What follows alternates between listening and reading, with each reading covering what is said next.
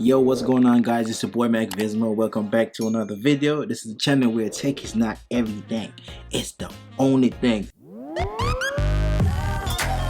iPhone is out, Apple has released it. Some of the specs that intrigued me, and if what didn't intrigue me, what didn't really have my attention, will I be upgrading? Will you be upgrading? Let's go over some of what what they talk about. So for one, I'm gonna tell you right off the bat, I have an iPod, so I really don't go crazy over iPod. I only dig the phone because they keep changing stuff on the phone. iPads, nah, I have one. I have the 2018 model. It's still working, and I'm not changing it until Apple stop updating that. So then I'll change it. So we get that out. I am and will be talking about the Pro model. So for the Pro and the Pro Max, they do carry the same size as the previous model. So you got a 6.1 for the Pro and 6.7 for the Pro Max. So basically you can probably just use the same cases that you have from your iPhone 12 if you're going to upgrade, if you want to. It's still an option or a choice of yours.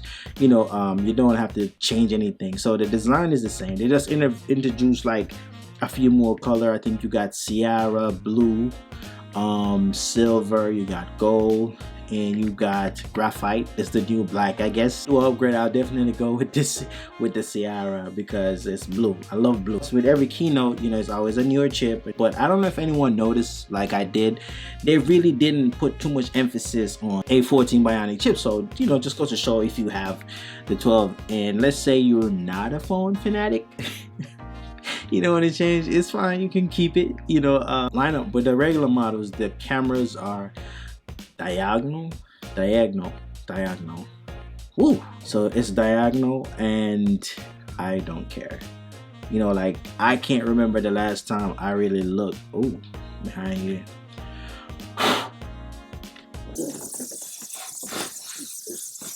Damn.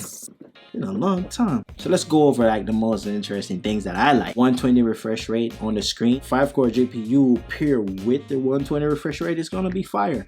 It's simple as thermal. I can play the PlayStation 5 on that phone. That's all I'm saying. It's gonna be fire. Plus, if you have the Apple Arcade, you gonna love it. Okay, in my words, it's gonna consume, or it's gonna demand a lot of battery power. But they say you get 2.5 more hours out of this battery, which is dope. It's fire. And we also know that Apple is really great at optimizing their devices. They're really good at. My iPhone 11 and the 12 give me 2 days battery life, and I use it really hard. I watch YouTube, sometimes play little games here and there, but mostly YouTube, and I listen to a lot of music, and it does pretty well. It actually rolls over to the next day. So I'm a video guy, I make contents here on YouTube. I do really love camera. So all 3 cameras did get a little bump. I wouldn't say major upgrade. To me, this keynote didn't feel like Apple other keynotes with the enthusiasm, the energy. There wasn't much in this. So I know it wasn't a major upgrade. They look like they're like, Tim, this is what Tim probably does. It's your time to go out there, Mr. Tim Cook. He'd probably give you that hard bite. It's like talking on his teeth. I don't know, man. I don't think this is much upgrade for me to. Are you sure, guys? I think that's what they have. That's what that was with the key. The ultra wide 13mm camera did got a bump of 90% more brighter in low light, and you get an f1.8. So it's the lower it is, the brighter it gets. Remember that. Lower the aperture, the brighter the image or video. We love that. So for the telephoto, 77mm lens. I don't use the telephoto lens. I'm a wide angle, but I'm not even gonna touch that yet. That did get I don't know if it's an improvement, because here on my specs that I have on my 12, that was at 2.0. They did go up on it, so it's f2.8, but they did make it 3 times more optical zoom, which I don't use. I hate how it just magnifies my subject. So the wide angle camera, that is 26mm, which is a good focal length. 26 or 50 is really good. You see more, you get more detail with these focal lens. 24, 50, those are in a human sight. Anything in the 20s up to the 50 is a really good range for you to see. So naturally the wide angle is going to be the more dominant lens to me, and they're all 12 megapixels. They didn't go up on the pixel, and it doesn't matter on pixel. It's not even about pixel no more. It's all about optimization. That's what it is. So the wide angle here, it did The 26mm did get a bump from f1.6 to f1.5, so it's a little more, it's even more brighter than it was. You know, even though it's not a big improvement, it's still improvement. I'm not gonna knock that. You know, you can't just come give me the same phone and say, hey, this is the 13. No, you got to change up some stuff into it. So they did do a little improvement. I got to give them credit for that. So I'm a dad now, my little man Seppi. You know, taking photos of him as he grows is a really fun thing to me. And the fact that, you know, the iPhone does support Pro RAW, and that's only the Pro models, just saying. So, you know, the fact that it has the Pro RAW capability. I can shoot raw photos. I take really great photos of my little man, you know, watch him as he grow. You know, I like it. So, you know, naturally when there's a camera improvement, I always really go for it. So, yeah, man. Get over the fact that you have a child, bro. What? I can't get over. What do you mean I can't get over the fact of being a dad, man? Get out of here. So of course Apple went in. They went in on the cinematic mode because I'm always looking for what's gonna take the keynote. What is the keynote? I want to know what's the keynote. Literally, what's the keynote? So the keynote in this rollout was a cinematic mode, and I do like how they did it. It was really good. So all the rumors were saying, you know, the portrait video style, which is now is the cinematic mode. What the cinematic mode does, like, so it shifts focus from one subject to another, which is pretty cool. I did like that. I would say in a sense like how the Sony does for the photos, the eye autofocus. Even in video it does that.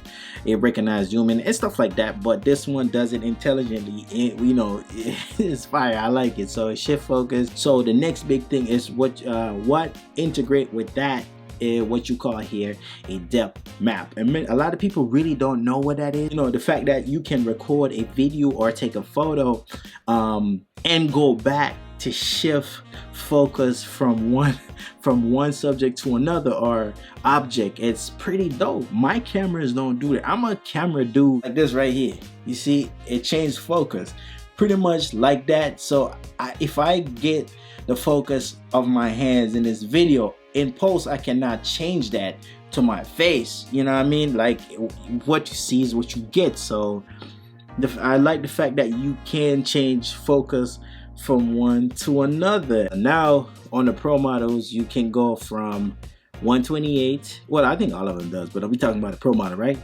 We're talking about the Pro models, right? Yeah, the Pro models, you can go from 128 up to a terabyte. Dope.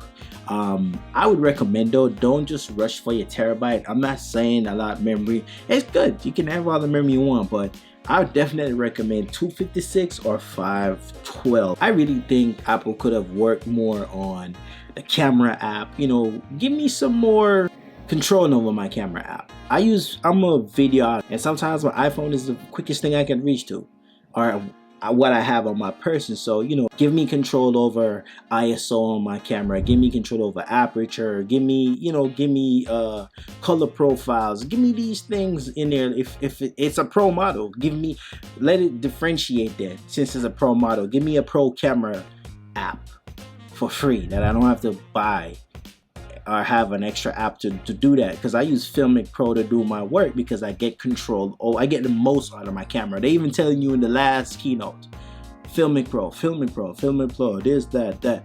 Why about the native app? Just work on that. You know, let me change my themes. Let me change the ringtones. You know, let me change the layout on my keyboard. Yeah, but it's just me. You know what I mean? I'll probably just be complaining about inventory stuff. But as far as me upgrading, I probably will upgrade for the fact of my channel, and I do to talk about tech. I probably will to do some comparison or do like what I always do, just to put that phone to a full 100 full speed. You know what I'm saying? Go hard, go home type of shit. If you're coming from an older iPhone, like maybe let's say from 11 to lower, I'd say yes, upgrade. You're missing out on a lot of stuff from the iPhone, because the iPhone 12 runs really great, and I think that the 13 is just going to run the same way. It's not going to be too much of a gap in speeds. So you know, if I go through T-Mobile, so I might change it this time, because you know, forking out, that's a lot of money forking out. Yeah, I prefer to go through Apple process. You can always trade in your device with Apple if you have an Apple card and do installment. When you trade, right now they're giving you like $750 for your 12 if you have it, or 11 you get $500. So you know, I might do that upgrade. but not everyone can do that upgrade. But you know what I'm saying? So be mindful. If you have the 12 and you really, there's nothing much for you to jump to. It's just like a little buff here and there. It's like a software update. That's all I'm saying. It's like a software update. Just so you always support Mac Vismo. Like, subscribe to my channel, and we'll be out. We're gonna do some more iPhone videos. So yo, I'm gone. Is it? Here you go.